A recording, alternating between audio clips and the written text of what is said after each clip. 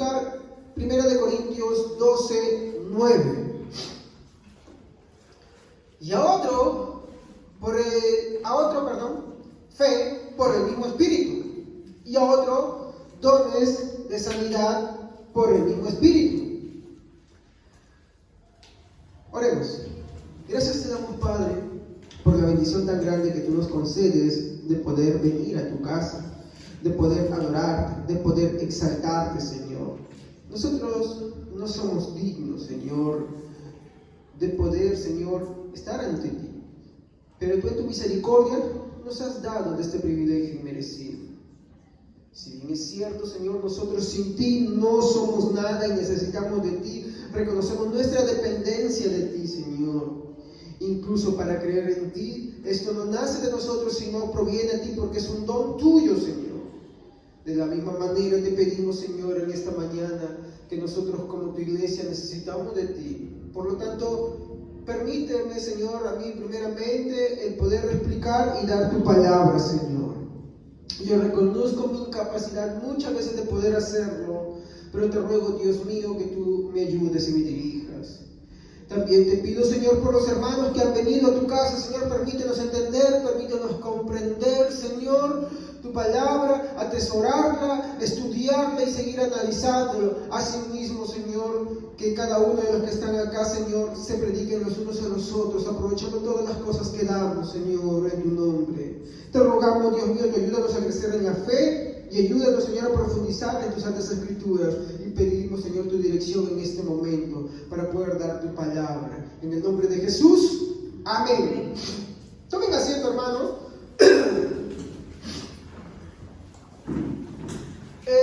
Muchos se preguntarán de repente por qué, pastor, si el título es el don de fe. La semana pasada empezamos a dar una introducción sobre lo que es la fe. Bueno, lo que pasa es que resulta, mi hermano, que es como cuando nosotros queremos hablar de lo que es en matemáticas la división y la multiplicación. Y yo no puedo entender lo que es la división y la multiplicación si es que antes yo no conozco ciertas cosas básicas, y aún así primero tengo que conocer qué son los números, ¿no? Y después de entender qué son los números y que tal número sigue del otro, entiendo que hay unas operaciones básicas. ¿Y cuáles son las operaciones básicas antes de llegar a la multiplicación y a la división? La suma y la resta. Discúlpeme si desconozco que hay algo más básico, ¿no? Si es que sí hay, disculpe, pero yo sé que antes de la división, antes de aprender división y multiplicación, hay que saber sumar y restar, ¿cierto, no? De la misma manera, para entender lo que es el don de fe, yo tengo que empezar a entender qué es lo básico de la fe. Ya que si yo no entiendo lo básico que es la fe, voy a empezar a sacar ideas equivocadas sobre lo que es el don de fe. Obvio que nosotros venimos acá a la casa de Dios porque queremos saber qué es verdaderamente el don de ¿qué? De fe.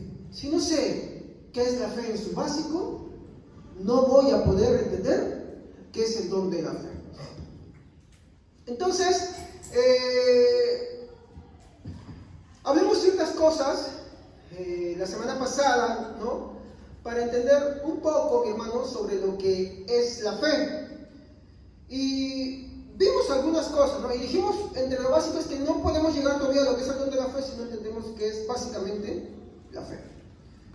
Y una de las anécdotas que les conté, ¿no? Es, por ejemplo, que en la década de los 70 unos ingenieros construyeron un microscopio, pero no un microscopio común y corriente, sino uno de efecto túnel. Ahora, estos ingenieros, mi hermano, que ustedes lo pueden buscar, si alguno lo buscó, se llamaban Gerd Banning y Heinrich Roger. Un poquito difícil pronunciar su nombre, ¿ya? Pero cuando usted busca los ingenieros que construyeron por primera vez el microscopio de efecto túnel, ustedes van a ver que ellos son, mi hermano, las primeras personas que pudieron ver por primera vez cómo era el átomo. Si bien es cierto, el concepto de átomo ya se conocía antiguamente, incluso creo que se remonta hasta la época discúlpenme si me equivoco, ¿ya? Creo que hasta Aristóteles, había ya conceptos básicos sobre la esencia de las cosas, ya se hablaban ciertas cosas. Pero no se sabía, mi hermano, cómo eran exactamente hasta que estos, mi hermano, ingenieros construyeron este microscopio de efecto túnel. Ustedes van o leen un ratito y lo van a ver, ¿no? Estas dos personas, mi hermano, y se lo repito quiénes son, Gary Benning y Carlos, siempre están juntos, mi hermano, porque son los dos que construyeron. Me sale un poquito difícil mencionar su apellido. Es Rob, es con un H, no me sale bien, disculpen mi inglés masticado. ¿Ya? Pero como les decía, estas personas vieron por primera vez lo que es un átomo. Ahora, ¿usted ha escuchado sobre los átomos, sí o no? ¿Quién ha escuchado? ¿Pero los ha visto? Nunca los ha visto, ¿sí o no? Nunca los ha visto, ¿sí o no? Es verdad, nosotros nunca hemos visto los átomos, pero ¿podemos negar su existencia? No se puede negar su existencia. De hecho, negar la existencia de los átomos sería considerarse una persona que es ignorante, ¿sí o no? ¿Estamos? Muy bien. Entonces, si no podemos negar, mi hermano, la existencia, mi hermano, de estos átomos, yo le preguntaría por qué no lo podemos negar. Por más que nosotros no lo hemos visto con nuestros propios ojos. Porque se requiere un microscopio, como le dije, especial, que se conoce como el microscopio de efecto túnel. ¿Estamos? Tuvieron unos ingenieros que desarrollar ese tipo de aparato para poder verlo. Y yo voy a dar un microscopio simple y lo voy a ver. El microscopio que tenemos nosotros simple compuesto llega hasta cierto punto. De hecho, necesita otro más especial para poder llegar a verlos. Pero ¿por qué no podemos negarlo si nosotros no lo hemos visto ni siquiera con el microscopio? ¿Cómo? A ver.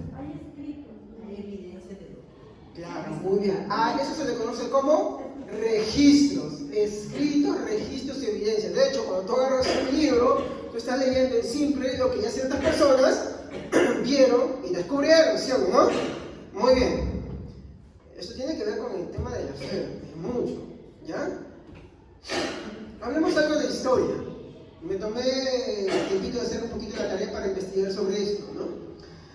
Alejandro Magno nació, este invento, mi hermano, del microscopio del efecto túnel, surgió allá, mi hermano, más o menos por la década de los 70. ¿Estamos? Más o menos por esa década. Ahora, pasemos a algo de historia. Alejandro Magno nació en julio del año 356 antes de Cristo. Escúcheme, hay una forma de clasificar el tiempo: antes de Cristo y después de Cristo. ¿Estamos? Muy bien. Como dije, Alejandro Magno nació en el 356 antes de Cristo y murió en el 323 antes de Cristo. ¿Cómo? ¿No es al revés? Es que los años antes de Cristo se cuentan al revés. ¿Estamos? Es que es como decir 10, 9, 8. Es una forma de medir el tiempo, ¿ya? Es al revés. En nuestro caso es diferente. Es 2, 3, 4, 5. Así forma ascendente. En ellos es forma descendente. Entonces, Alejandro Magno, como le dije, nació en julio del año 356 a.C. y murió en el 323 a.C. Ahora, ¿quién fue Alejandro Magno? ¿Alguien sabe? A ver, levanten la mano, ¿cuántos han escuchado hablar de Alejandro Magno? De hecho, muy bien. Exacto, se enseñan en el colegio. De hecho, también, mi hermano, es casi, mi hermano, difícil hablar un poco de historia, mi hermano, sin hablar de Alejandro Magno. ¿Por qué? Vamos a ver algunas cositas. ¿Quién fue primero para empezar Alejandro Magno? Fue un conquistador. ¿Estamos? ¿Qué hablamos de un conquistador? Que alguien, por medio de las batallas y las guerras, empezó a conquistar territorios. Obvio, algunos cuando veían eso avanzaba se rindieron. ¿Estamos? Pero no es que no solamente fue un conquistador, sino que mediante sus campañas militares difundió algo que tiene repercusiones hasta el día de hoy, mi hermano. ¿Y qué cosa es? Un pensamiento y una cultura. ¿Saben cuál es esa cultura? Tanto así que esa cultura influenció a un imperio que estaba gobernando en el tiempo de Jesús. ¿Saben qué cultura era? Exacto, el pensamiento y la cultura griega. ¿Estamos? Pastor, ¿eso que tiene que ver con la fe? A mí, espéreme con paciencia.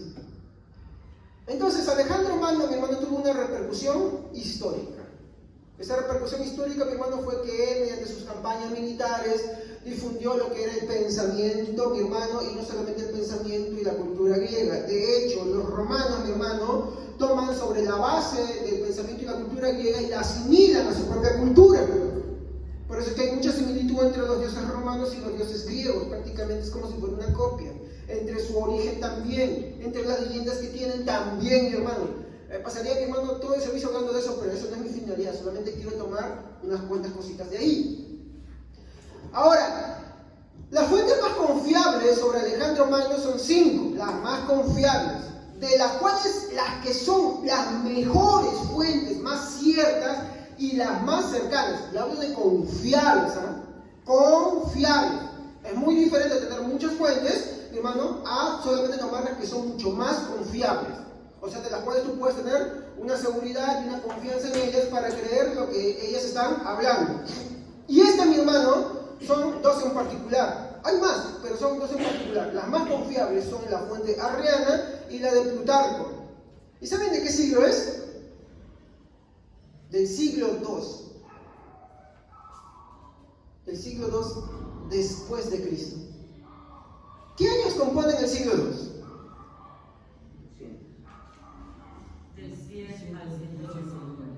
Del 100 al 199. Así es siempre uno antes. ¿Estamos? Muy bien. Las fuentes más confiables, escritas por Arriano y Plutarco, sobre Alejandro Magno, son del siglo II después de Cristo. ¿Y Alejandro Magno en qué año vivió? En el 350 y tantos al 320 y tantos. ¿Estamos? O sea, vivió poco tiempo, fue joven también. Muy bien. No entendí esa parte. ¿Cómo? 350 a 323. Ya. Lo que pasa es que la forma en cómo se mide los años antes de Cristo es una forma descendente. Por ejemplo, nosotros estamos año 2022. ¿Qué sigue este año? 23. Y después 24. Pero antes de Cristo así no se mide el tiempo. Se mide al revés. O sea, si ahora es 222, sería 2022 sería 2021, si estuviéramos en ese tiempo. 2020, 2019, así en reversa, hasta llegar al año 0. Dígame. Pero tienes una regla y el 0 estuviera en el medio. Una regla, el 0 en el medio. Todo lo que es después del 0 va a ir 1, 2, 3, 4. Todo lo que es antes del 0 va 4, 3, 2, 1 hasta llegar al 0. Va bajando. Exacto, y otra va subiendo. Nosotros vamos subiendo en años y ellos iban bajando en años, ¿me entienden? Hasta llegar al año 0. Es por eso que tú ves así, él nace en el 356, pero muere en el 320 y tantos. Porque es al revés, de como nosotros estamos subiendo en años, ellos iban bajando años hasta llegar al año 0, ¿no? Como dice la hermana de Biblia, como establecer una regla, ¿no? Después del 0, 1, 2, 3, 4, y en matemáticas sería pues menos 1, menos 2, menos 3, ¿sí o no? De forma, ¿no? Muy bien. Entonces, más o menos, ¿cuántos, mi hermano, años hay para la fuente más confiable de Alejandro Magno? 500. Más o menos, entre 400 a 500 años. Ahora, yo quiero hacerle la pregunta acá. ¿Alguien, mi hermano, puede decir Alejandro Magno no existió? No creo porque habla mucho. No es solamente él habla. Hay Hay fuentes que registran que Alejandro Magno existió. De hecho, el querer negar que Alejandro Magno existió alguna vez, mi hermano, y que tuvo una influencia muy grande mediante sus campañas, es ser ignorante. ¿Por ignorante por qué? Porque desconoce lo que es la historia. ¿Estamos? Muy bien. Pero cuando hablamos de la Biblia, mi hermano, sucede lo contrario. Sucede lo contrario. ¿Por qué? Porque dicen, bueno, no, es que usted solamente tiene la Biblia para registrar que Jesús existió, ¿no? Y nada más. Pero quiero hacerles una pequeña pregunta, mi hermano. ¿Alguno de ustedes ha visto a Alejandro Magno?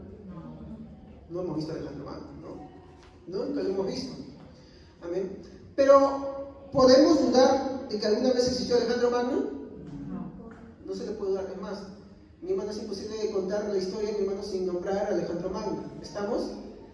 Y las fuentes más cercanas, como les digo, vienen 4 o 5 siglos después. Cuando vemos nosotros, mi hermano, de fe entendemos ese mismo principio. ¿Qué principio? De que, mi hermano, nuestra fe no es ciega. Nuestra fe tiene también fuentes. ¿Estamos? Nuestra fe tiene fuentes. Entonces, esto, como hablábamos en el servicio pasado, de que la fe es ciega, de que yo doy un salto de fe, eso es mentira. Y hoy voy a explicar profundamente, cuando entremos a lo que es la fe natural, por qué, mi hermano, la fe no es ciega. Entendamos, esto es como, mi hermano, decían un dicho, miente, miente, miente, que al final, como es venir, se lo terminan, creo, creyendo, ¿no? Miente, miente, miente, que al final te creerán algo. Y no es así con la fe.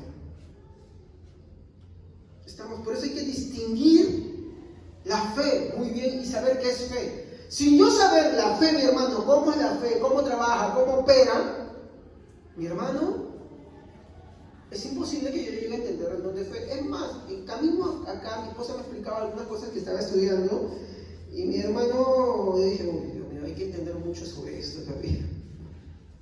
O sea, yo tampoco, con lo que voy a hablar, mi hermano guía, no voy a poder, mi hermano, agarrar y abarcar todo. De hecho, voy a tener que tomar otro servicio para seguir hablando sobre esto. ¿Ok? Entonces, lo primero que yo quiero que nos quedemos acá en cuenta es que la fe no es ciega. ¿Estamos? Cuando alguien te diga a ti que no, los cristianos son tontos porque tienen una fe ciega, perdón, ¿dónde dice que tenemos una fe ciega? Entonces tú puedes empezar con estos dos ejemplos. De hecho, hay muchas más formas para poder comparar esto. ¿Estamos? Nuestra fe no es ciega porque nuestra fe está basado en fuentes.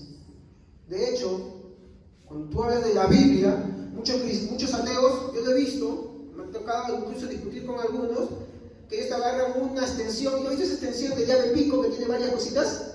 Y agarran la misma extensión, el mismo enchufe y lo conectan a una de sus puertas, dicen, ¿no? Esto es la fe para los cristianos. ¿Por qué? Porque los cristianos dicen que la Biblia es la palabra de Dios y la palabra de Dios es inspirada por Dios, y así dicen un argumento circular que da vueltas. Y no es así. Porque cuando yo agarro la Biblia, mi hermano, la Biblia tiene un marco de tiempo muy amplio. Y así como, por ejemplo, les hablaba de Alejandro Magno. Alejandro Magno, para él, las fuentes más confiables son 5. ¿Estamos? De las cuales, de 3 de ellas se dudan. Y solamente quedan 2 muy confiables. Y por esas 2 fuentes muy confiables nadie duda que existió Alejandro Magno. Ariadna y Plutarco. ¿Estamos? De lo mismo cuando les hablaba del ejemplo del átomo, mi hermano, fueron estos 2 científicos y otros más les empezaron a seguir, bueno, ingenieros, perdón, en el caso de ellos, y otros más empezaron a seguirlo y comprobaron lo que ellos habían hablado. ¿Estamos? Ellos tienen un registro que nosotros nunca hemos visto, pero creemos porque ellos lo han comprobado. Ellos lo han visto y nos lo han transmitido a nosotros. En el caso de la Biblia, mi hermano, la Biblia, mi hermano, no es un solo libro. Entendamos eso. Yo puedo decir que mi argumento es solamente circular cuando yo hablo de un solo libro y que este libro habla de sí mismo. Por ejemplo, el Corán. Ellos dicen que el Corán también es palabra de Dios, es Alá, ¿no? ¿Estamos? Y cuando tú ves el Corán, mi hermano, el Corán es una composición de libros y que el Corán solamente está compuesto por sutras, que es como decir para ellos sus capítulo 1, capítulo 2, ¿ya? De hecho, fue algo que estaba realizando ahí porque justo mi esposa dijo, oye, mira el Corán, y agarré y lo chapé, ¡pam!, ven para acá. Porque es bueno investigar y leer, ¿verdad? Y yo estaba un ojeadito, de verdad. Es un solo libro. Es como decir que yo agarro solamente, Primera de Corintios. Un solo libro. ¿Estamos? Y así sucede con muchas de las religiones que conocemos hoy en día. Donde que el argumento ateo sí encajaría. Pero ¿cuál es la diferencia con... Disculpen que voy a usar esta palabra, este libro que yo tengo acá? ¿Cuál es la diferencia? Exacto. En el caso de los protestantes son 66 libros. De los ortodoxos y los romanos, un poquito más. ¿Estamos? Pero esa no es la discusión de hoy día. Pero sí coincidimos incluso entre católicos y ortodoxos y protestantes que estos 66 libros, de hecho, sí están ahí. ¿Entienden? Entonces no hablamos de un libro, hablamos de un compendio de libros que no han sido escritos en un solo lapso de tiempo, no, sino que tienen muchos tiempos de personas diferentes, en tiempos diferentes, que todos hablaron de un mismo tema en común. De hecho, me gustaría un día poder hablar de los libros de por ejemplo, los profetas menores que últimamente me están encantando, como ellos, cuando tú los estudias, mi hermano, ves la expresión de Jesucristo, de su salvación, de Dios, de la existencia de Él, en cada uno de ellos. El mismo tema va, mi hermano, hablándose en cada libro desde aspectos diferentes, pero van validándose el uno al otro, lo que le da validez a la Biblia. Porque la Biblia no es un solo libro, sino es un compendio de muchos. Por lo tanto, tenemos en ella fuentes. No tenemos una fuente, no tenemos 5 fuentes. ¿Estamos? Tenemos muchas fuentes. ¿Y de qué hablar? Pues si hablamos de fuentes enemigas, ¿qué hablamos de los escritos, por ejemplo, de los discípulos, con los cuales se sabe hoy en día que si la Biblia fuera sacada de todo este plano, mi hermano, y la pudieran destruir, con las fuentes, mi hermano, patrísticas, o sea, de los discípulos, o sea, los discípulos de los apóstoles, podrían reconstruir la Biblia en un 90 y tantos por ciento, creo que al 97, 92, discúlpeme si equivoco, margen, pero un 90 y tantos por ciento. Porque entre tantos escritos que ellos se mandaban de los versículos, mi hermano, entre el uno y el otro, y validaban, mi hermano, entre ellos, se puede reconstruir la palabra de Dios.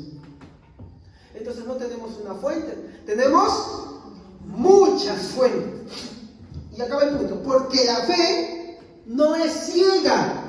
Y ahorita voy a explicar cuando hablemos de la fe natural por qué la fe no es ciega. Entonces, en resumen, la fe no es ciega porque mi hermano tiene fuentes, evidencias y argumentos. ¿Estamos? Entonces, no podemos decir, mi hermano, que la fe, mi hermano, es ciega. Nunca se crea eso que los ateos te dicen por ahí. ¿Estamos? Y mucha gente escéptica y agnóstica, mi hermano, nunca creerá eso. Ni se deje engañar por esto que la Biblia es la única. No, la Biblia no es la única. La Biblia está compuesta por muchas fuentes. Y muchas aparte de la Biblia todavía sobre esto. De hecho, uno de los registros que hoy en día, mi hermano, es indudable, mi hermano, por los académicos y estudiosos, mi hermano, que por poco no estaba en la Biblia, mi hermano, ya iba a estar. Bueno, si hubiera estado, mi hermano, hubiera resuelto muchas cosas, aclararía muchas cosas. Es el famoso libro de la Didache, o Enseñanza de los 12. Mi hermano, cualquier escéptico ateo no puede negar ese documento verídico, escrito antes del año 100, en época apostólica. No está en la Biblia, porque para estar en la Biblia tú tenías que tener a alguien que se autorizara o alguien que haya escuchado directamente de los apóstoles. Pero ella no, mi hermano, ella habla cosas, mi hermano, que están de acuerdo con la palabra de Dios. Solamente por eso no está incluido. Pero su valor histórico, mi hermano, es innegable. Y podemos decir que es otra fuente que valida la palabra de Dios también. Aparte de la palabra de Dios que se valida a sí mismo, mi hermano, por todos los libros y fuentes que tiene. O sea, no tenemos una, dos, no tenemos 66, tenemos muchas, mi hermano. Fuentes enemigas también tenemos. Entonces nuestra fe no es ciega, porque tiene evidencias y tiene fuentes, argumentos y razones bíblicas. ¿Estamos? Muy bien. Entonces, cuando hablamos de la fe, entendemos este mismo principio. Como les dije, la fe no es ciega. Hebreos 11.1, y mi hermano, hoy no voy a profundizar sobre Hebreos 11.1, lo haré el próximo servicio, pero Hebreos, mi hermano, 11.1, solamente en el versículo 1, mi hermano, yéndonos al griego original, vamos a recopilar, mi hermano, todo lo que les he hablado en el servicio pasado y lo que les voy a hablar hoy día, ¿ya? Y cuando entremos a lo que es la fe, mi hermano, vamos a entender mucho más todavía qué es la fe para poder llevarnos, mi hermano, a la conclusión, qué es lo que Pablo quería hablar, o decir, con el don de fe. Amén. Hebreos bien. La fe es la certeza de lo que se espera, la convicción de lo que no se ve. Muy bien. La fe es la certeza de lo que se espera y la convicción. Si lo leemos así nomás, mi hermano, perdemos mucho, así nomás, por no estudiar la cosa. De hecho, cuando vayamos al griego, mi hermano, y solamente voy a repetir unas palabritas que hablamos. La próxima semana hablaremos de más de ellas. Yo le sugiero que si usted tiene una Biblia en griego, la traiga. Si usted tiene, mi hermano, algo con que apunte, vaya a casita y investigue y se va a dar cuenta de que solamente en el versículo 1, todos los conceptos y las cosas que vamos a hablar se van a entrelazar. ¿Ya? Entonces, ¿qué hablamos sobre la fe? Fe viene del griego pistis. ¿Y qué significa? Confianza. Que a su vez la palabra pistis viene de la raíz griega peixeo o peixo, discúlpenme, ¿no? Un poquito el idioma diferente al que manejo, me es un poquito difícil de mencionar. Y es un verbo que quiere decir que es una acción continua y presente. Miren lo que ya nos está enseñando lo que es la fe, solamente con una palabrita. Entonces esto va a contradecir mucho lo que dicen: yo soy cristiano porque yo en el año 2015 me entregué al Señor Jesucristo y hice mi profesión de fe y sigo a pasar adelante. Y hoy no congrega, hoy no creo, hoy una vida a medias, mi hermano, entonces dice que tiene fe. ¿Será eso fue lo que la Biblia dice? Ya por esta palabra en griego nos está diciendo que la fe, ¿qué cosa? Es una acción que es una acción, mi hermano, algo que se está realizando de forma continua y presente. No es algo que yo tuve allá en el 2005 y como algunos apuntan, no, yo nací espiritualmente en la fecha tanto. No, es algo continuo y presente. ¿Ok? Entonces vimos también, mi hermano, que la palabra peixeo o peixo tiene dos aplicaciones. La primera es convencer mediante argumentos, ya que, como le dije, la fe no es ciega como algunos dicen. ¿Estamos? La fe, mi hermano, está basada, mi hermano, en argumentos lógicos, racionales, mi hermano, bíblicos. Como le dije, tiene una base. Pero no son cualquier tipo de argumentos lógicos, racionales, sino que esos argumentos lógicos y racionales giran en torno a algo o a alguien. Ya usted empezará a concluir en base a quién gira. A ver, se lo doy en simple. ¿En quién creemos? En Cristo, ¿sí, no? Y nuestra salvación es mediante por Cristo, ¿no? Y Jesucristo es el autor y el consumador de la fe. Entonces todos nuestros argumentos, todas nuestras razones, todas las lógicas que vamos a encontrar, mi hermano, sobre las fuentes que tenemos, van a girar en torno a ¿quién? Importante para entender lo que es la fe natural, dentro de un momento que lo vamos a ver. Entonces giran en torno a Cristo. Bueno, voy a tomar un ratito esa planta. ¿Ya? Si yo quiero cuidar esa planta, ¿qué le voy a dar? ¿Tela? ¿Madera encima? Agua, ¿no? Porque los cuidados de esa planta tienen que ir en base a ¿qué? A lo que esa planta necesita. Entonces, cuando hablamos de la fe, mi hermano, esta fe está centrada en alguien especial, no en cualquier persona, en alguien especial. Entonces, estos argumentos, mi hermano, lógicos, mi hermano, racionales, mi hermano, no van a ser sobre cualquier cosa. ¿Estamos? No van a girar en torno a cualquier cosa, van a girar en torno a ¿quién? A alguien especial. ¿Y esa persona especial quién es? Jesucristo. ¿Ok? Jesucristo es esa persona especial. Entonces, como le dije, peixo tiene dos aplicaciones. La primera es convencer mediante argumentos, ¿no? Lógicos racionales, pues la fe, mi hermano, no es ciega como algunos dicen, está basada. Como dije, por ejemplo, ¿no? Nosotros creemos en la existencia del átomo porque hay ingenieros, que descubrieron por primera vez cómo era el átomo a través de un microscopio especial. Creemos en la existencia de Alejandro Magno porque hay historiadores, mi hermano, muy serios y respetables en el siglo II que registraron esto, mi hermano, que recopilaron e investigaron, y por lo cual nosotros sabemos de la existencia de Alejandro Magno, aparte de otras evidencias más. No dudamos de eso, ¿cierto? ¿No? Todas esas evidencias están centradas tanto en el átomo como en la existencia de un individuo histórico, que era Alejandro Magno, ¿sí o no? Y creemos en eso por más que nosotros no lo hemos visto. ¿Estamos?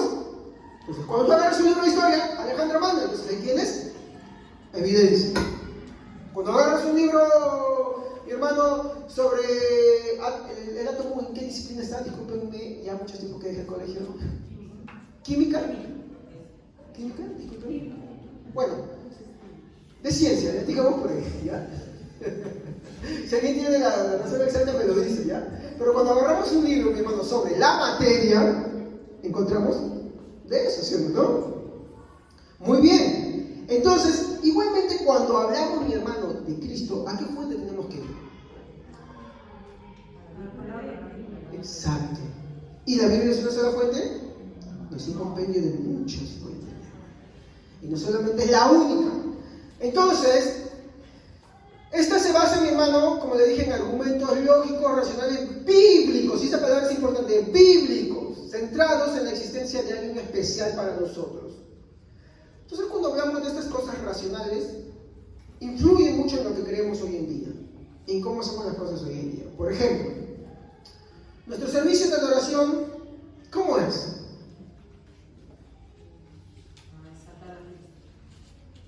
Claro, es para exaltar a Cristo, pero ¿cómo lo hacemos? Romanos 12:1. Alguien que lo lea, lo dimos la vez pasada.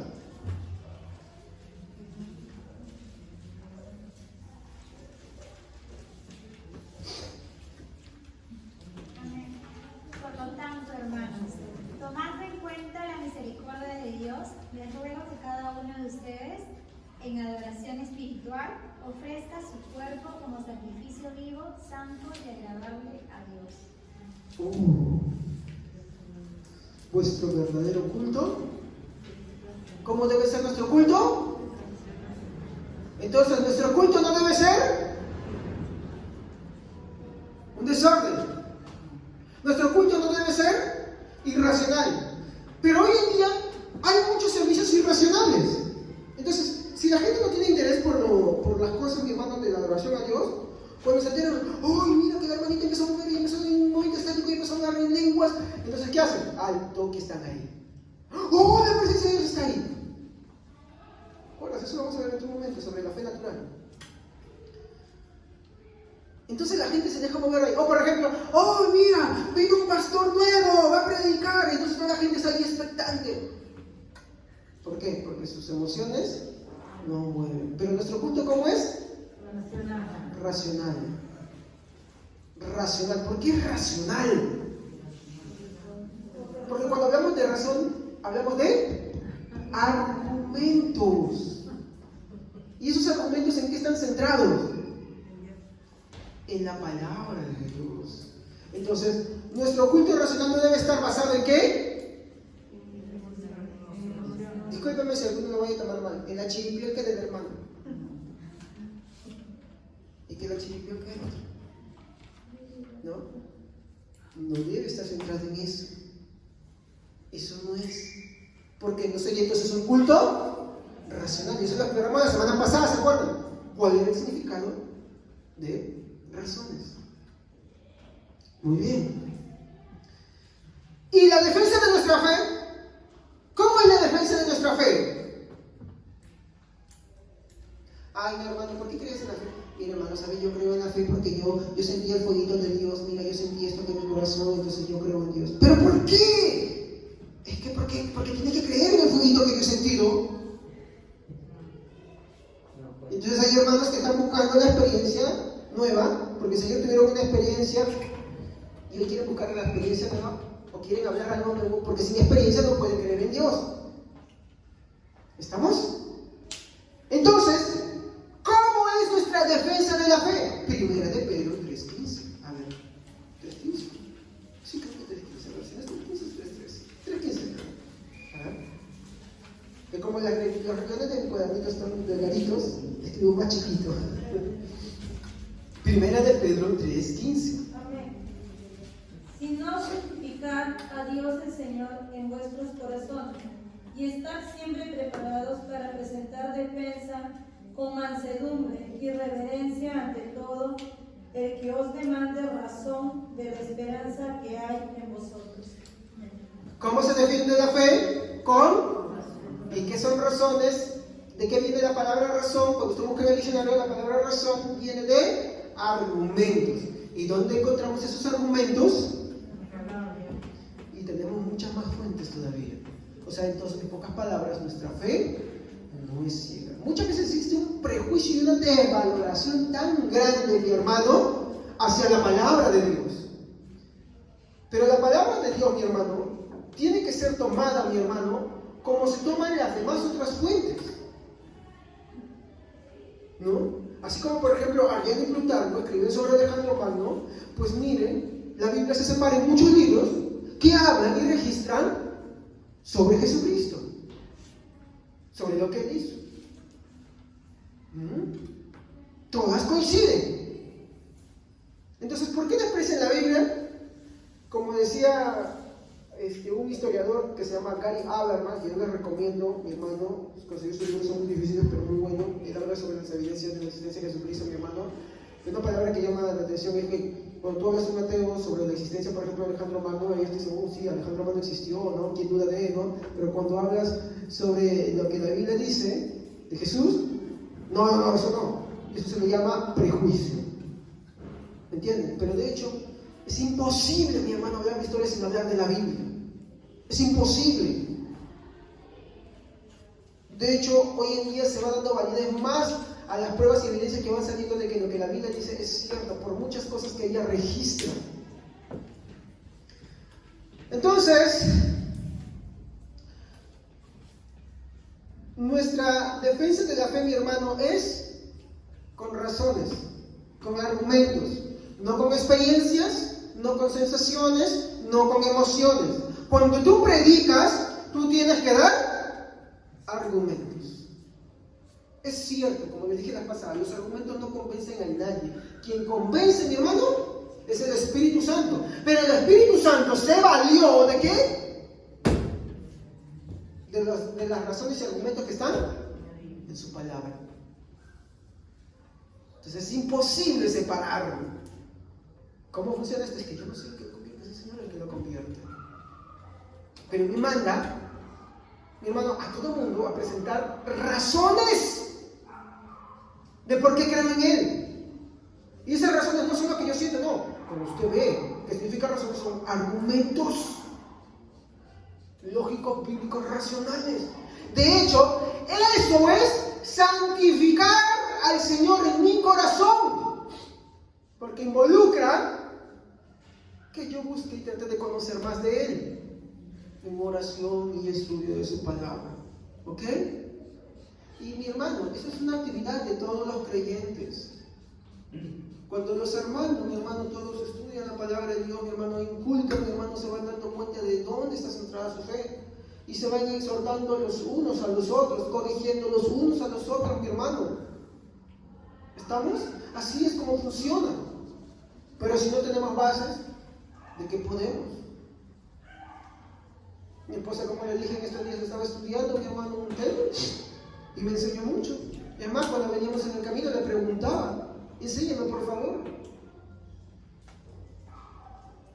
¿Por qué? Porque cuando profundizamos en el estudio de la palabra de Dios, mi hermano, nos podemos edificar y como dice Hebreos 10:24, nos animamos y nos exhortamos a las buenas cosas. ¿Ok? Entonces, nuestra defensa de la fe es con argumentos. ¿Estamos? Con argumentos. Nunca les hablo, mi hermano, de que usted sintió fueguito en el corazoncito y que usted lloró y usted sintió un poder mágico, especial, místico. No. Así no se presenta defensa de la fe. Así no se santifica el Señor. ¿Estamos? Así no se santifica.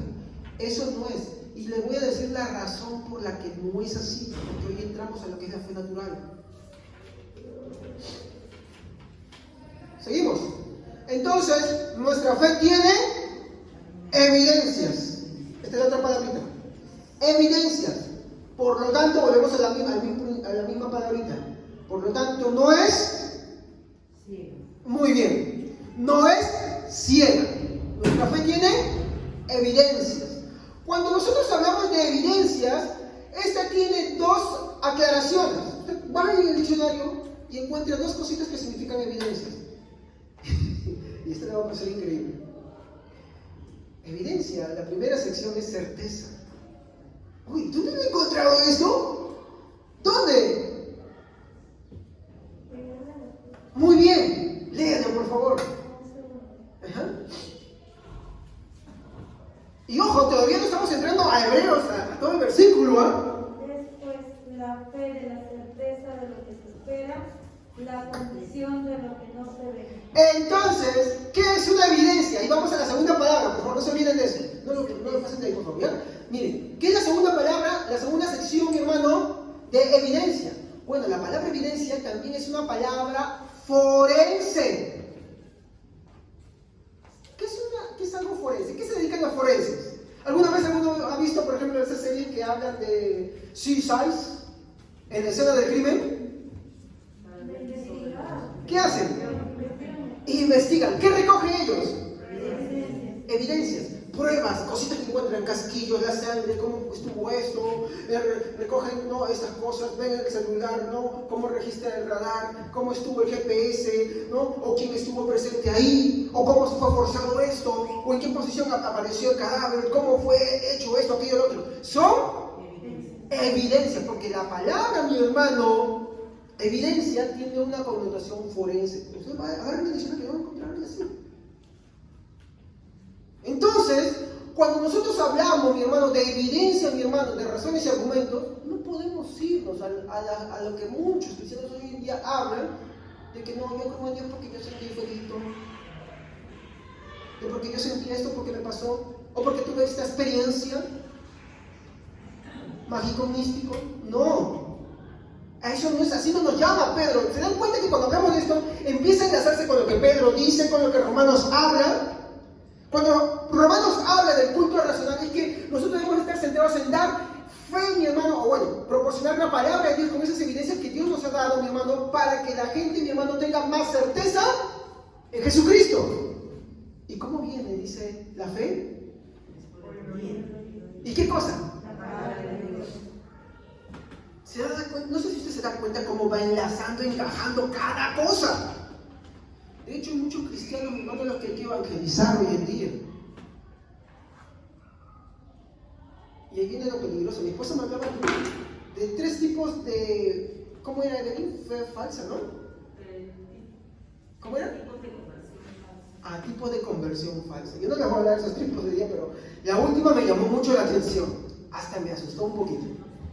Pero sí, te lleva a un análisis de cómo estás viviendo tu vida. De cómo es que tú crees. Por eso es importante que lo que creemos debemos volcarnos. De hecho, el servicio papel racional habla de lo que, mi hermano, la Biblia muestra como evidencias. ¿De quién? Exacto. No se olviden eso, por favor. ¿Ya? Entonces, la palabra evidencia es una palabra forense que se usa para demostrar un crimen, ¿no? En este caso, cuando hablamos de evidencias, mi hermano, es la certeza, mi hermano, de una cosa clara y manifiesta que nadie puede dudar de ella y que tiene, mi hermano, evidencias. Cuando hablamos de esas evidencias, por ejemplo, hablamos de la existencia de Jesucristo, de su muerte en la cruz del Calvario, y nadie puede negar eso. Y de su resurrección.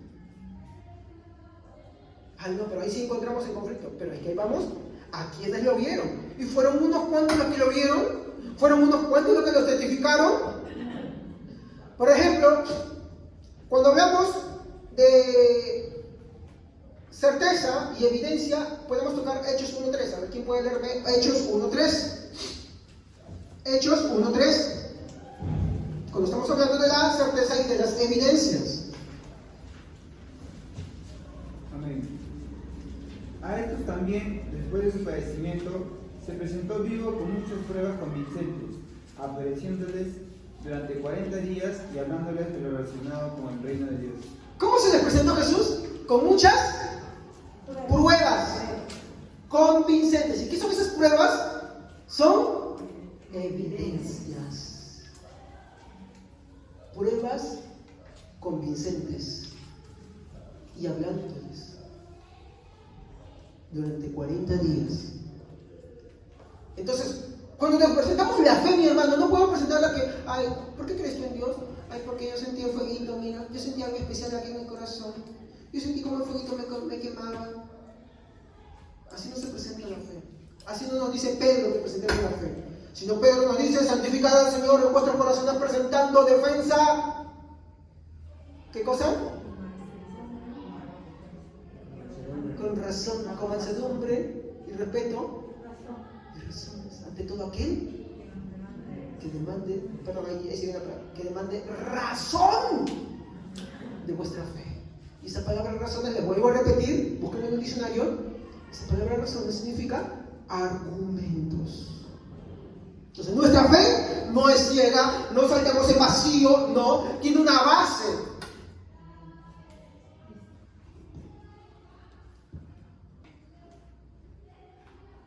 Pero hubieron personas que no lo vieron, ¿no? Hay personas que no lo vieron y creyeron. ¿Y qué fue? De repente alguno me dirá, ay no, pastor, ¿sabe qué creen? ¿Qué el caso de Tomás? Miren, Tomás no creyó y no creyó hasta bien. Obvio, sí es cierto. ¿Qué hizo Jesús con Tomás? ¿Le presentó? Las pruebas. Y cuando Jesús decía, más bienaventurados los que sin ver creyeron, ahí se aferran los ojos y dicen, no, mire, ven, ahí dice de la fe ciega. Sin ver creyeron. Está bien. Sin ver creyeron. Pero ¿creyeron a qué? Y ahí vamos a las evidencias. Fuentes, razones, argumentos de quienes sí lo vieron. Entonces, ahí podemos irnos al famoso texto que les mostré la vez pasada. Lucas, capítulo 1, versículo 1. De hecho, hoy en día se hacen estudios de Lucas, mi hermano, en los cuales se corrobora de que Lucas fue uno de los mejores historiadores, porque Lucas fue muy estricto con lo que investigó para registrar todo, mi hermano, lo que él escuchó y también, mi hermano, pudo comprobar sobre Jesús. De hecho, esta es la introducción, mi hermano, cuando tú agarras y abres el libro de Lucas. En el capítulo 1, versículo 1 al 4, miren lo que dice. Puesto que ya muchos han tratado de poner en orden la historia de las cosas que entre nosotros han sido ciertísimas. ¿Algunos han intentado poner en orden? Sí. Sí, algunos intentaron, dice, pero dice que lo intentaron. Ahora dice, tal como nos la enseñaron los que desde el principio lo vieron. Porque Lucas no lo vio. Pero creyó en quién? En el testimonio de Pablo y de los demás que sí lo vieron. Pero Pablo no lo vio. No, sí lo vio. Sí lo vio. Lo vio resucitado. Por eso dice, yo como abortivo se me apareció el Señor. Entonces, Lucas crea el testimonio. Así como les expliqué de Alejandro Magno, ¿qué fuentes tenemos? Las más confiables. Son dos. Arriano y Plutarco. Y nadie puede decir, mi hermano, que Alejandro Magno no existió por esas fuentes. Sería ser ignorante de la historia. Y nosotros, mi hermano, también tenemos fuentes. Lucas creyó a las fuentes. Y miren lo que dice. Verso 2. Tal como nos lo enseñaron los que desde el principio lo vieron con sus ojos. Y fueron ministros, o sea, servidores, acuérdense eso, creo que se trata de Corintios 12. Y fueron ministros de la palabra, servidores de la palabra, que daban la palabra. Y bajo lo que Lucas está diciendo, es que daban testimonio de lo que ellos vieron. ¿Y qué hace Lucas? Lucas lo registra. Y dice, verso 3, me ha parecido también a mí, después de haber, y esto es un cristiano fiel y verdadero, ¿qué hizo? Investigado. De hecho, hay un testimonio muy lindo, mi hermano, de un libro que se llama, mi hermano, El caso de Cristo, de Lee Strobel, mi hermano, un periodista escéptico, mi hermano, ateo, mi hermano, que en su investigación por demostrar, mi hermano, la inexistencia de Jesús, termina convirtiéndose, se convirtió en un pastor bautista. Y fue famoso de varios libros bestseller. Eso yo recomiendo leer, ¿no? Pero ¿qué dice acá Lucas? Me ha parecido también a mí, después de haber investigado con diligencia todas las cosas que desde su origen, desde su origen, escribírtelas por orden, oh excelentísimo Teófilo. Esto es lo que dice Pedro: santificad al Señor en vuestros corazones, presentando defensa con mansedumbre y respeto ante todo aquel que demande razón de la esperanza que hay en vosotros. Y de hecho, cuando tú lees Lucas, habla sobre el registro de lo que el Señor Jesucristo hizo. ¿Y de dónde se basó él? Todo lo que Pablo y los apóstoles le contaron. Y él fue un investigador muy serio en eso. Eso es lo que todos los cristianos debemos hacer si queremos, mi hermano, predicar, presentar la palabra, mi hermano, para, mi hermano, que la gente pueda creer. De hecho, cuando la Biblia habla, dice, no sean llenos de vino y sidra, sino llenos de su espíritu, de eso está hablando. De eso está hablando. Pero la mala interpretación dice, no se emborrachen con vino y sidra, no, emborrachense del Espíritu Santo. Entonces empiezan a hacer lo querido de la iglesia. Y eso no cambia, no produce santidad, mi hermano. Yo me pasé años con eso. Cuando yo pecaba, yo no sentía remordimiento en mi corazón. ¿Por qué? Porque vivía de mis emociones, autojustificándome a mí mismo, viendo qué cosas hacer para sanar conciencia. Y no es así. Porque lo único que santifica, mi hermano, lo único, mi hermano, que te da paz, mi hermano, lo único que nos transforma y nos da santidad, mi hermano, es el Señor por medio de su palabra. ¿Estamos? Es el Señor por medio de su palabra.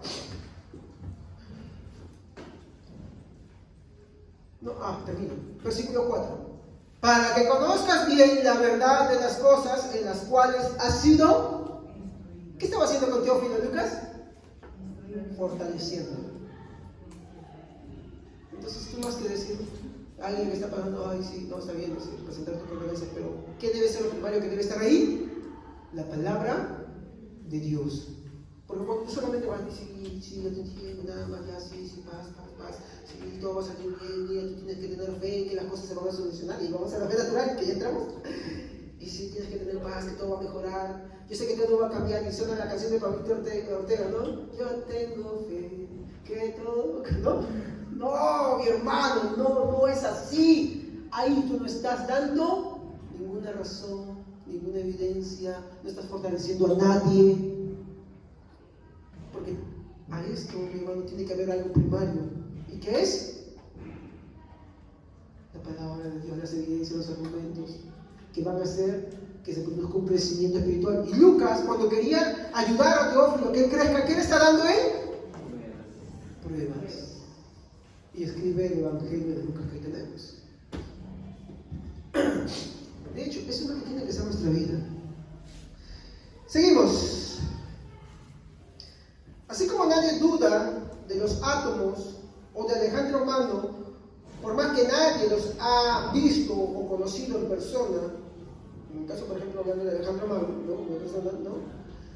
tampoco se puede dudar, mi hermano, de las evidencias y fuentes, mi hermano, registrados en estos dos casos, mi hermano. De la misma manera, la Biblia también nos da evidencias, y podríamos decir, como mencionamos hace un momento, 66 libros como evidencias, fuentes enemigas, fuentes externas, fuentes, mi hermano, de quienes fueron discípulos de los apóstoles, fuentes patrísticas, mi hermano, incluso algunas fuentes, mi hermano, algunas no, muchas fuentes arqueológicas, mi hermano. Es inevitable, mi hermano, de que queramos nosotros decir ahora, mi hermano, que no tenemos, mi hermano, razones por las cuales creamos, mi hermano, en la existencia de Jesús. Tenemos muchas razones, tenemos muchas fuentes, tenemos muchas evidencias. No solamente, mi hermano, de la existencia de Jesús antes, durante y después de haber padecido. Tenemos muchas. Tenemos muchas, como les dije, razones por las cuales creer. Amén. Entonces, yo sé que a veces la presión de los que van a estudiar esa valla es ahora porque hay profesores, hay amigos que empiezan a presentar razones en contra de la fe. Sí, ellos tienen razones, nosotros tenemos muchas más.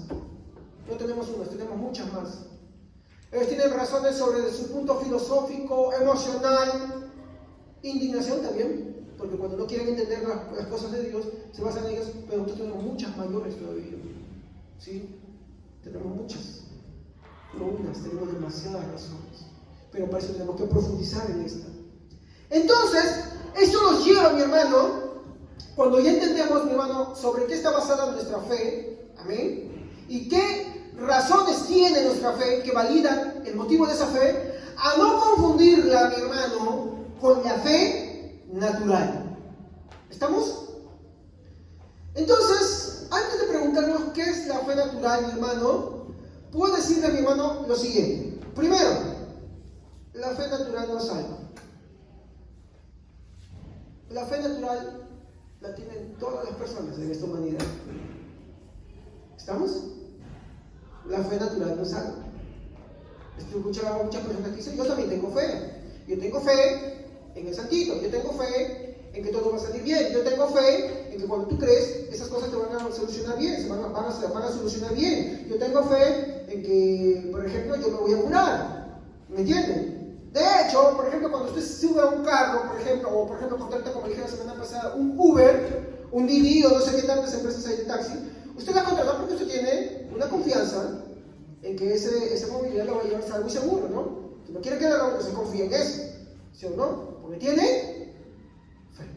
Pero eso no es una fe que salva, es una fe natural, ¿ya?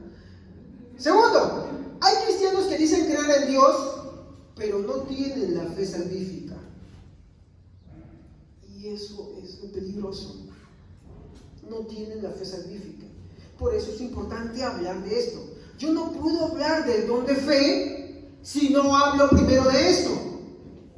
No puedo.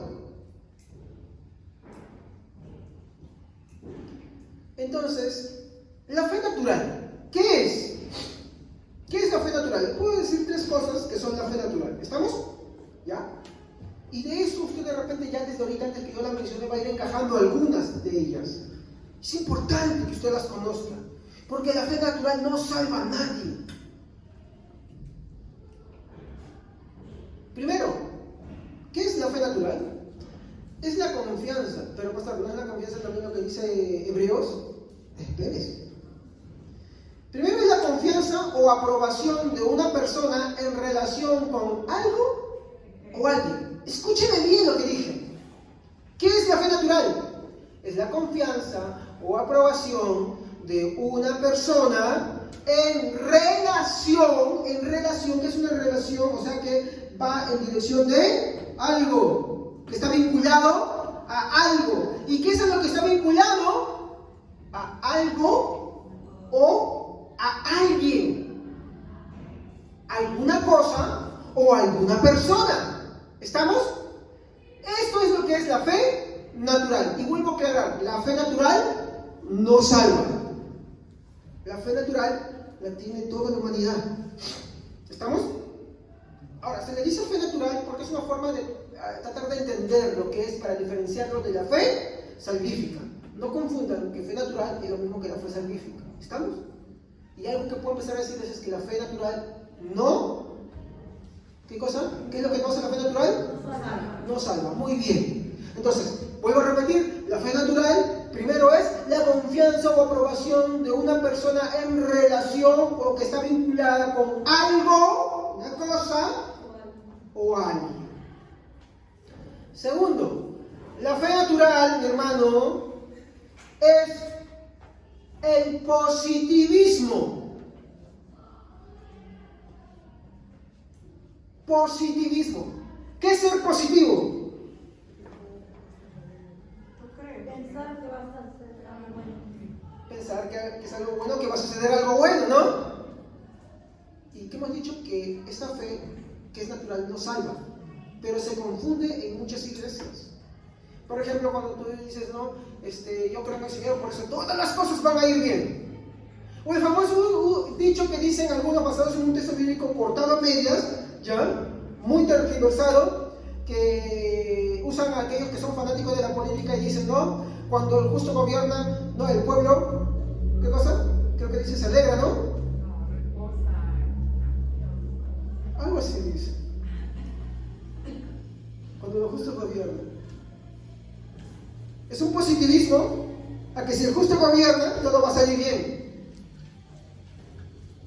Como vamos a ver el primer concepto, en relación o vinculado a qué está, a la persona. Porque hemos dicho primero que la pieza de confianza o aprobación de una persona en relación o vinculado con algo o alguien. Entonces la fe natural es el positivismo que opera, trabaja por la razón y que tiene contacto, acá viene, con los sentidos.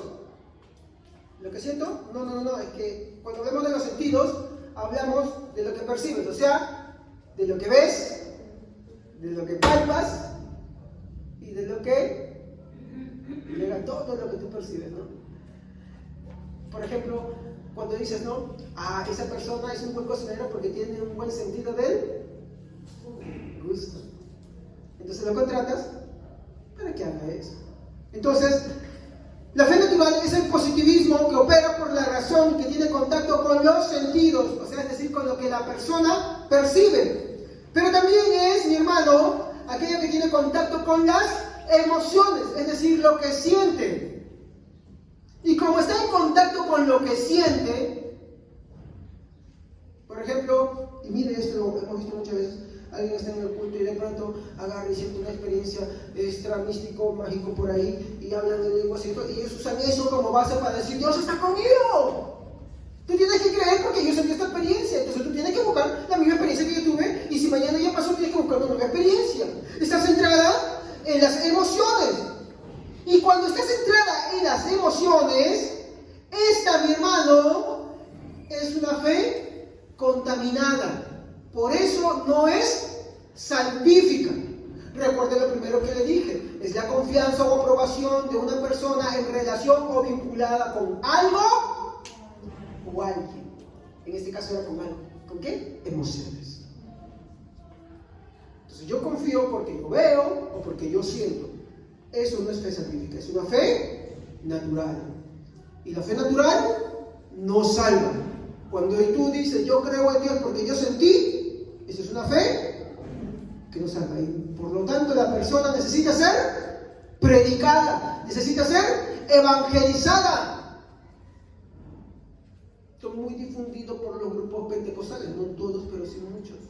Porque hablan en lenguas, porque danzan y hacen estas cosas, que ya hablaremos en un momento de esto, en el estudio del libro de Corintios, ¿no? Como su fe está centrada en las emociones, en las experiencias, esas personas necesitan ser evangelizadas. ¿Por qué? Porque esa no salva.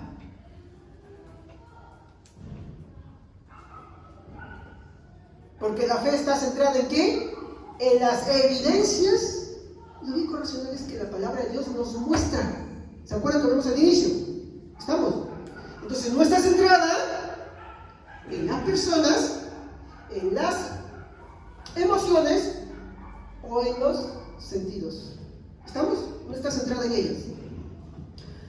Tercero, la fe natural proviene entonces de lo que experimenta la persona en su diario vivir.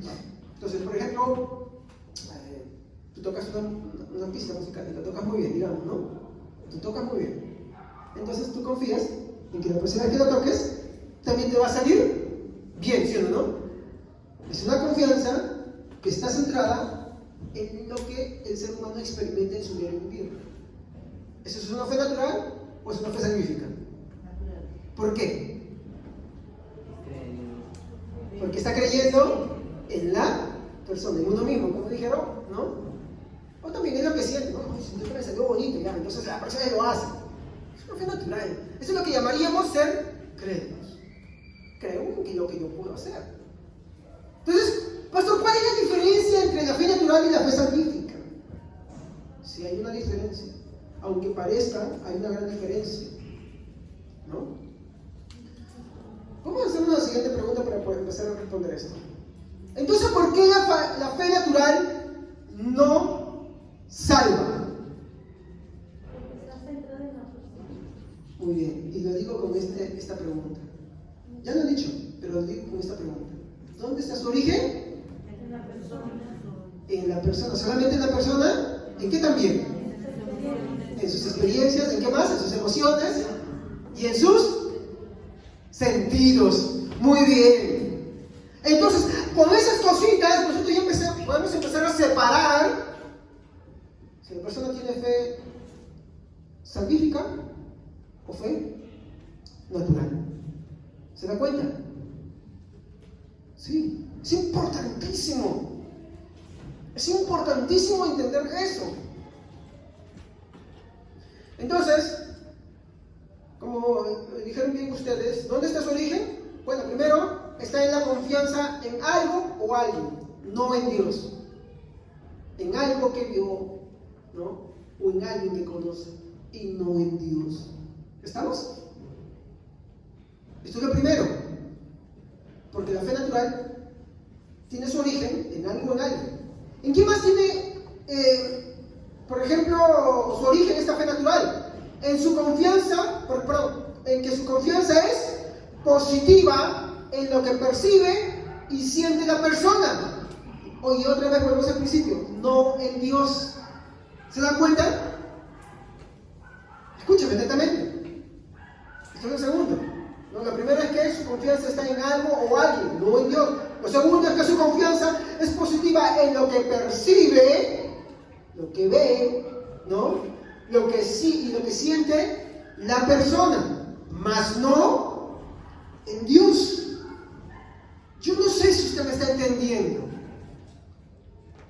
pero esto es importante para poder entender qué es la fe salvífica. Cuando nosotros empezamos a separar lo que es la fe natural y saber qué es la fe natural para reconocerla y lo que es la fe salvífica, recién podemos ir a entender lo que es el don de fe. ¿Ya? Porque hay quienes toman lo que es la fe natural y piensan que eso es don de fe. Ya lo voy a explicar en otro servicio. ¿En qué más? En la acumulación de su experiencia a lo largo de su vida. Miren acá donde está el origen. En la acumulación de su experiencia. Y miren cómo dije, de su experiencia. ¿Centrado en quién está? En la persona.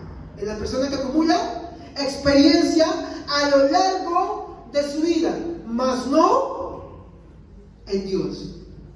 O sea, él cree en lo que ya ha vivido, entonces su fe está centrado ahí y no en lo que Dios, no en Dios.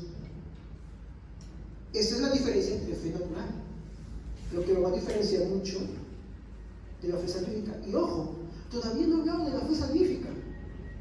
Todavía no he entrado en la fe salvífica. Entonces, ¿cómo definimos a la fe natural? Como credulidad. O más fácil, hay una palabra que no le gusta mucho, fe supersticiosa. Esa es la fe natural. ¿Estamos? La fe que toda la humanidad tiene.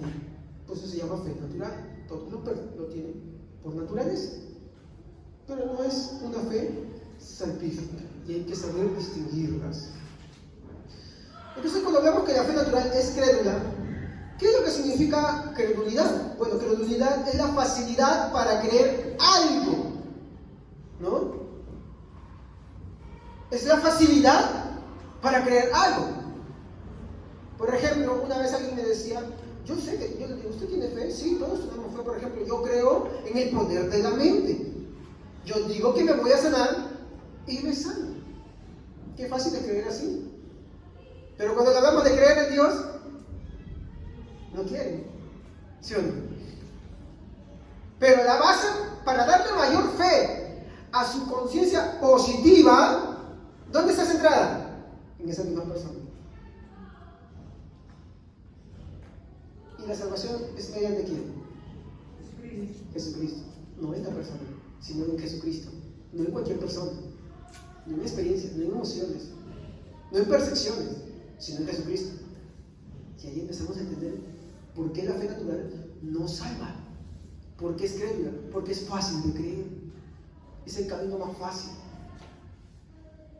Por eso es que yo no puedo decir que una persona que no congrega, que una persona que no persiste en la palabra de Dios, que una persona que no tiene una vida que busca, mi hermano, con integridad, Dios, mi hermano, a pesar de muchas cosas que pueda estar viviendo, pasando, en realidad tenga fe. No tiene fe. No tiene fe. Cuando algún día hablemos de la perseverancia, nosotros ahí lo entenderemos más todavía.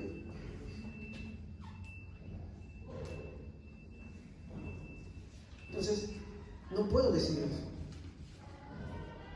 No solamente también puedo decir que una persona porque está en la iglesia ya sea salva. ¿Me entiende? O porque una vez hizo la profesión de fe, sí, Señor, yo entrego mi corazón a ti. No. Porque estaría confiando en algo, mire, en algo que hizo el 24 de agosto de 1995. ¿En qué está confiando? ¿En Cristo? ¿O en algo que hizo la persona en una fecha?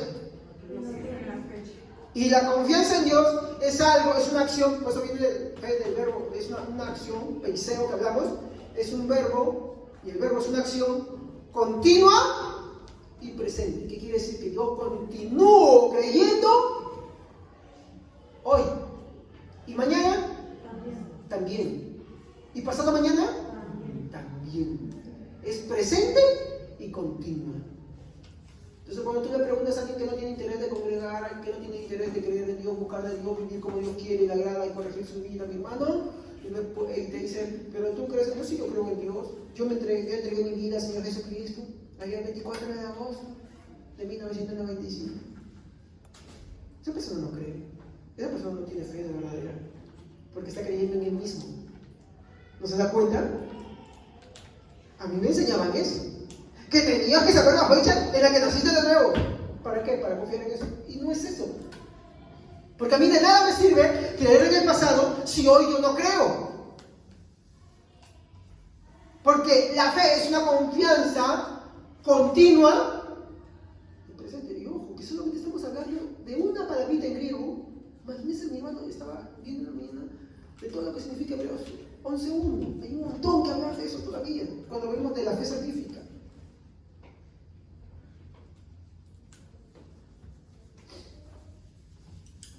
Por el contrario, la fe natural es crédula, y credulidad es la facilidad para creer en algo, por lo tanto, es supersticiosa. Esto nos lleva al segundo punto. ¿Hay cristianos con fe natural y no fe salvífica dentro de la iglesia? Es triste, como ustedes lo dijeron, pero sí. Sí. ¿Hay cristianos con fe natural dentro de la iglesia y no fe salvífica? Sí. ¿Recuerda que dijimos nosotros que la fe natural es positivista? ¿Ha escuchado gente que le dice a usted, por ejemplo, no, mire, querido hermano, yo le estimo mucho a usted. Yo lo cubro con la sangre de Jesucristo. ¿Cómo creer en el huevo o en el guaiduro? ¿No? ¿La sangre de Jesucristo para qué es? ¿O para qué fue?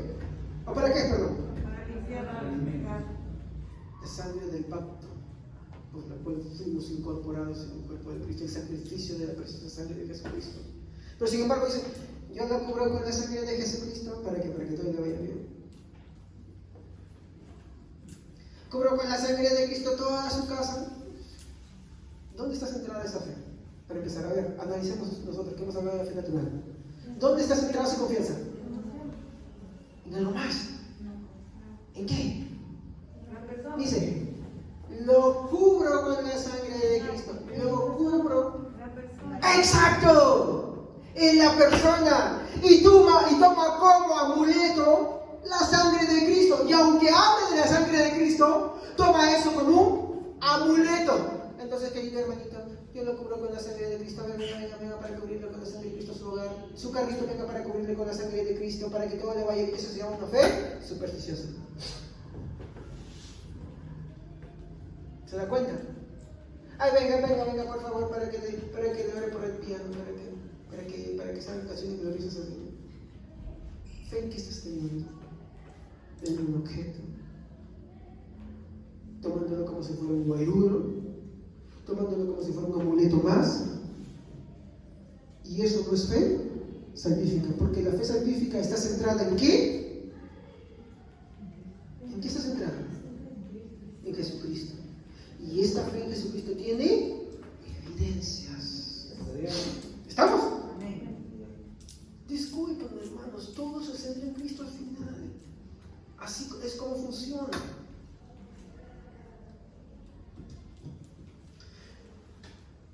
Entonces, como dije, recuerda que dijimos que la fe natural es positivismo.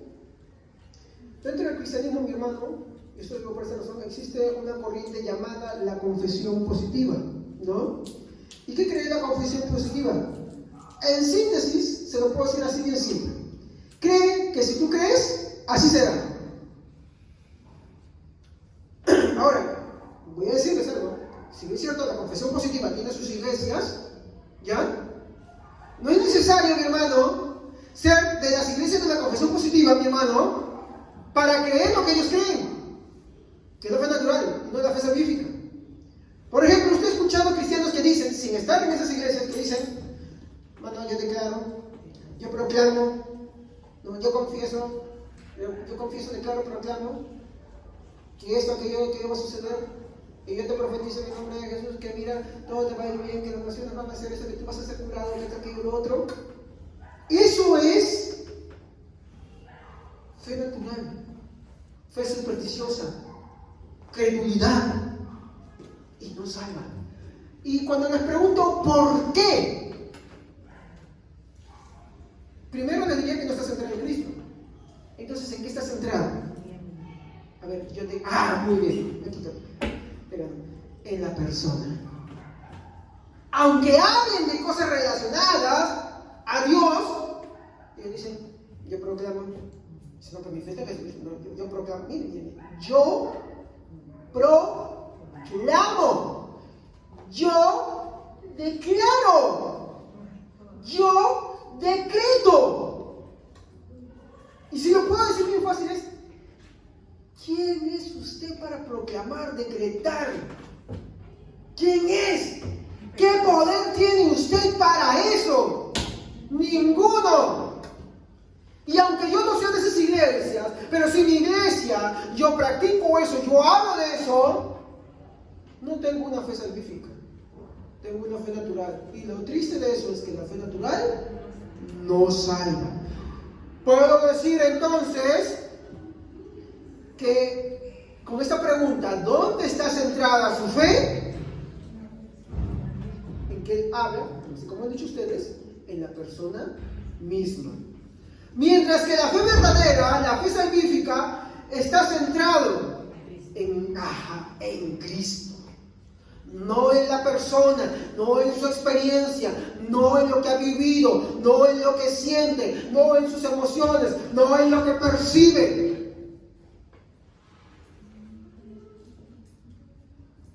Esa es la gran diferencia. Pero eso ha corrido como un polvorín. Y puede ser que acá haya muchos que están creyendo así. Yo no tengo que decir, usted no es salvo. Ay, pastor, ¿cómo cree usted que me va a decir? ¿Cómo va a decir usted que yo no soy salvo? Sí, hermano, no es salvo. Porque usted no está creyendo en Jesucristo. Usted está tomando algunas cosas que la Biblia dice. Pero al final, usted solamente tiene una fe natural. Es una fe creada, una fe supersticiosa, porque esa fe está centrada en usted, en algo que usted ha vivido, en una experiencia que usted ha tenido, en una emoción que usted ha sentido, que ha sentido, o en alguna cosa que ha percibido a través de sus sentidos. Y la fe verdadera es una confianza depositada en la persona de Jesucristo. Esa es la gran diferencia. ¿Ok? Espero, mi hermano, lo que quiero pedirles por favor que entiendan esto. Yo no sé si hasta acá ha sido claro. ¿Sí? ¿Sí? Disculpen que me tome a veces varios servicios para poder hablar de esto, porque es necesario separar, mi hermano, y no dejarnos engañar. Hermano, yo he creído así.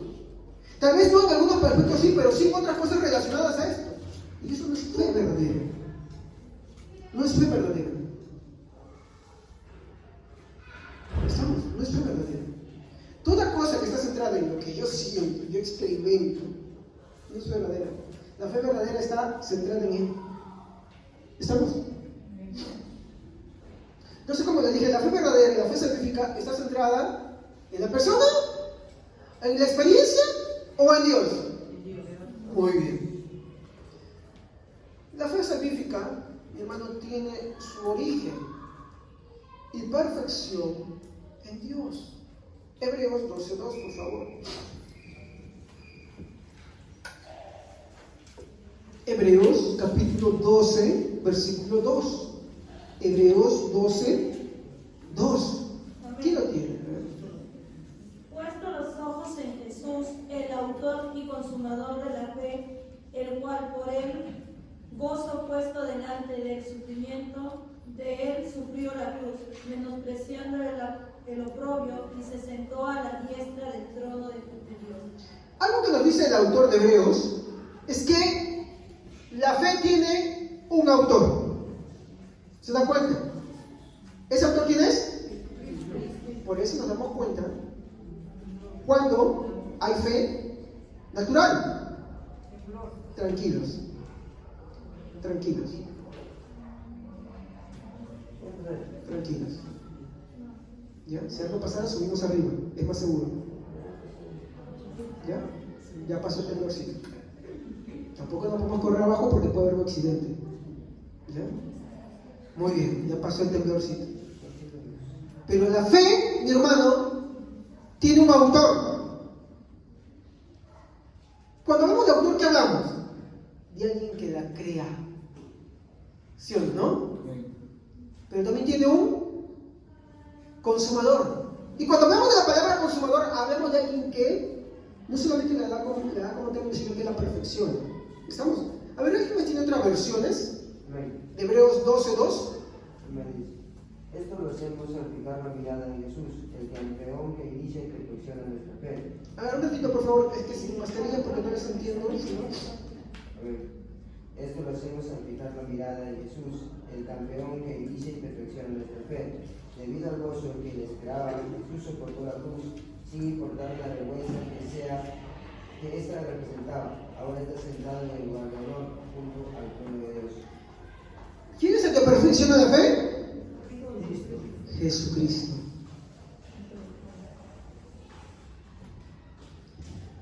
Entonces, la fe salvífica tiene su origen y perfección en Jesucristo, no en otras cosas, no en mi persona, no en un objeto. ¿Estamos? Por ejemplo, es por eso que nosotros no creemos, como los católicos romanos, que creen que María es una corredentora. O no creemos como otros, que aunque no estén en el catolicismo romano, que están dentro del protestantismo, creen en su positivismo. ¿Estamos? Es lo mismo que otro, o sea, es la misma cosa, solamente que con otra máscara. O que también creen en sí mismos, ¿no? O creen en lo que han vivido. Entonces, su confianza más que puesta en Dios está en ellos mismos. ¿Y cómo te das cuenta? Creo que el caso más ejemplar, y no lo voy a tocar mucho, es el caso de Pedro y el caso de Judas. Ambos pecaron. Pero antes de pecar, ¿qué le dice Jesús a Pedro? Pedro, Satanás ha pedido tu alma para zarandear, porque Pedro iba a pecar, ¿sí o no? Mire la diferencia. Y Jesús le dice, Satanás ha pedido tu alma para zarandear, pero yo he rogado, por eso es autor y consumador, yo he rogado al Padre para que tu fe no falte. Y diga, tu fe. Pero ¿a quién ruega Jesús para que esa fe no falte? Porque ¿quién es el autor? Es Dios. ¿Se dan cuenta? No nos dejemos engañar, porque la Biblia muchas veces diga que tenemos otra fe. Sí, tenemos fe, no está mintiendo ahí, pero es una fe imputada y que se va a ver en el ejercicio de nuestra vida. Pero es una fe que tiene como origen en Dios y que es perfeccionada. ¿Estamos? Y tanto Pedro como Judas pecan de maneras muy graves, pero sin embargo, como el autor y consumador es uno solo, solo uno de ellos puede perseverar y el otro no. ¿Quién perseveró? ¿Por qué? Porque Jesús es el autor y consumador de la fe. Por eso es que los que no perseveran dan evidencia de que no tienen fe verdadera. ¿Se dan cuenta? Y necesitan, si tú eres una persona misericordiosa, tú tienes que predicarles. Tienes que hablarle la palabra de Dios. Tú no puedes, mi hermano, quedarte ahí en silencio. Porque si no, también estás demostrando que eres una persona que en realidad no has entendido el Evangelio. Ay, no, sí, pero es que Dios se valió de un medio y de su palabra. De eso es lo que estábamos diciendo al principio. La palabra tiene evidencias y argumentos y nosotros tenemos que presentar esa defensa con eso. No le gusta mucho eso, pero hay que decirle, hermano. La Biblia dice así, es esto. Estas son las razones por las cuales tienes que creer. Si tú no encajas en eso, tú no eres salvo.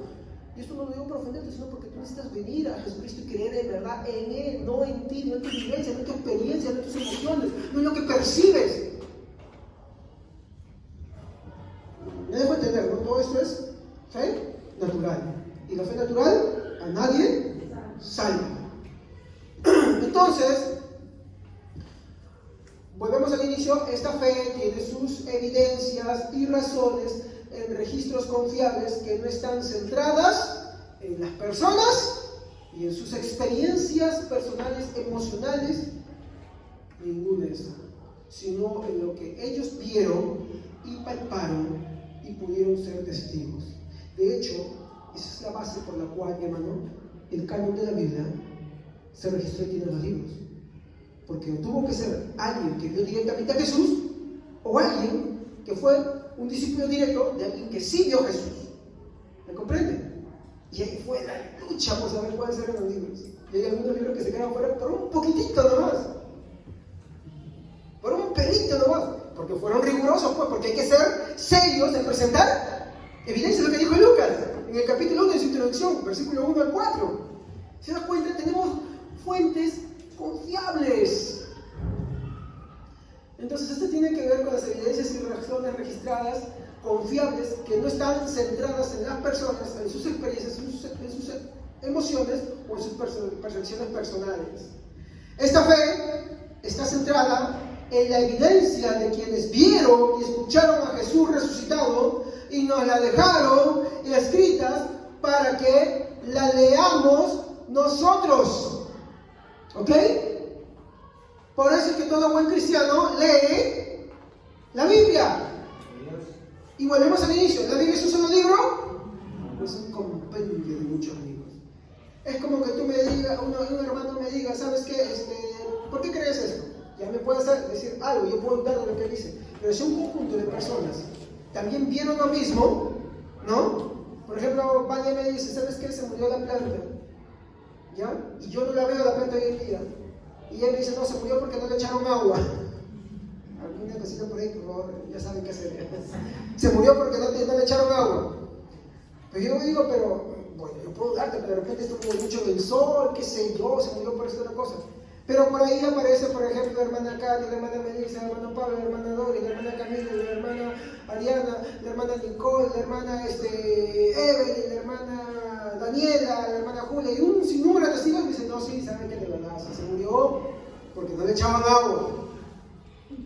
Entonces, el conjunto de esas personas me da una razón confiable, porque no son testigos, son varios. Entonces, la Biblia no es solamente un testigo, son varios testigos oculares. ¿Me entienden? Entonces no es un argumento circular de alguien que se valida a sí mismo, sino son de muchos. ¿Entienden? ¿Ya?